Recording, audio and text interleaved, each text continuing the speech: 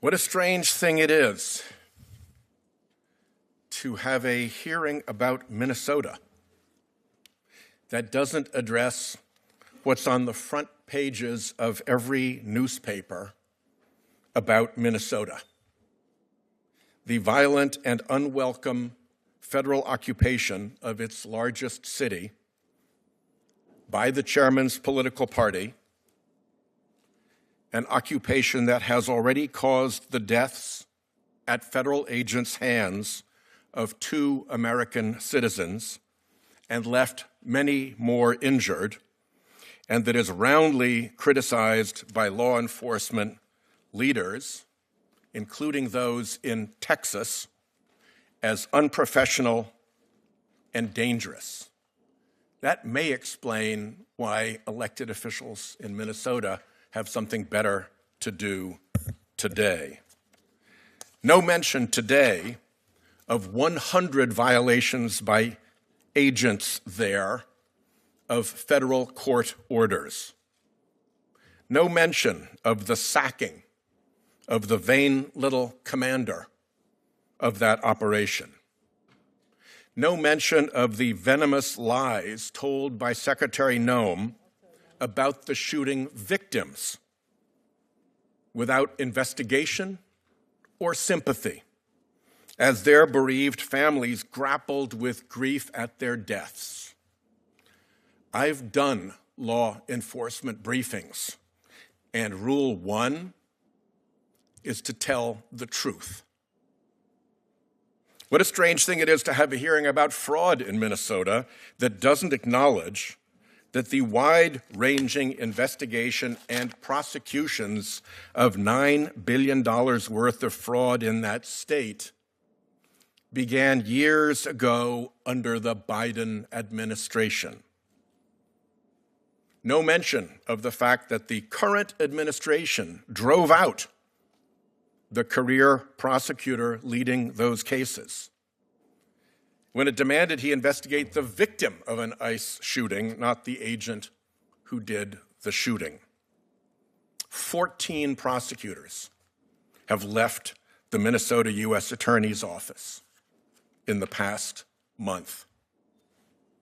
And what a strange thing it is to have a hearing about fraud that doesn't look at the colossal fraud perpetrated by this administration, starting with the president's own conviction of 34 felony fraud counts, the dismissal of inspectors general who watch out for fraud, the destruction of the Justice Department components that prevent and prosecute corruption, the self-serving billion-dollar crypto deals that line the pockets of the president and his family, the pay-to-play presidential pardons that strip fraud victims of their restitution, the disabling of consumer protection offices and regulators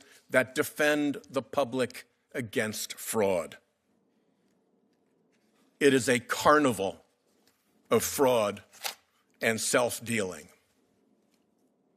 On top of all this, the biggest fraud ever perpetrated in America is going on right now, facilitated and accelerated by the Trump administration and implemented through a massive, semi-covert climate denial fraud operation and a twinned, massive, semi-covert, dark money political corruption operation. This fraud costs Americans hundreds of billions of dollars every year, $770 billion annually, according to the International Monetary Fund, $820 billion annually in healthcare costs from another report. Climate-related disasters cost the United States $115 billion last year. How was this fraud done? This long-running fraud operation began when oil industry scientists reported to their bosses the dangers of fossil fuel pollution, and instead of responsible stewardship, the bosses hid the reports. That was stage one. Stage two moved from hiding to purposefully misleading. A federal court shut down Big Tobacco's fraud operation to mislead the public about the dangers of tobacco. That tobacco fraud operation was quickly repurposed by Big Oil into its own fraud operation to mislead the public about the dangers of its product. Stage three kicked off with Citizens United, which gave the fossil fuel industry the ability to spend unlimited amounts of political money and spend it secretly. This dark money political corruption operation swiftly strangled bipartisanship on climate. Before stage three, there were multiple bipartisan climate bills in the Senate, and John McCain ran for president on a legitimate climate platform.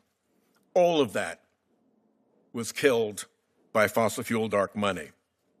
Now we're in the most dangerous stage, where the corruption is so entrenched that the fossil fuel industry can infiltrate and weaponize the federal government as its own industry tool to defeat energy competitors whose product is cleaner, safer, and cheaper. But no Republican dares talk about that problem any longer. Such is the party's dependence on those big fossil fuel donors.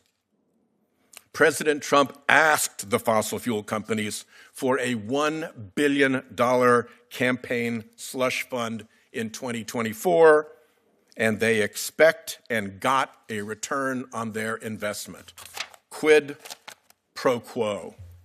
The lies and fraud are legion, but to use just one Rhode Island-based example, senior cabinet officials continually assert that offshore wind is unaffordable when the opposite is true. Anyone reading the contract can see that Revolution Wind will bring 9.9 cent kilowatt hours to an 18-cent kilowatt-hour grid. The administration's weaponized attacks, rejected as pretextual, went 0 for 5 in federal court, including before a Trump appointee. Instead of focusing on this massive fraud or holding the administration accountable for the monumental levels of fraud and corruption in its own ranks, a Texas chairman holds a hearing on fraud in Minnesota, which is neither the biggest issue in Minnesota nor the biggest example of fraud.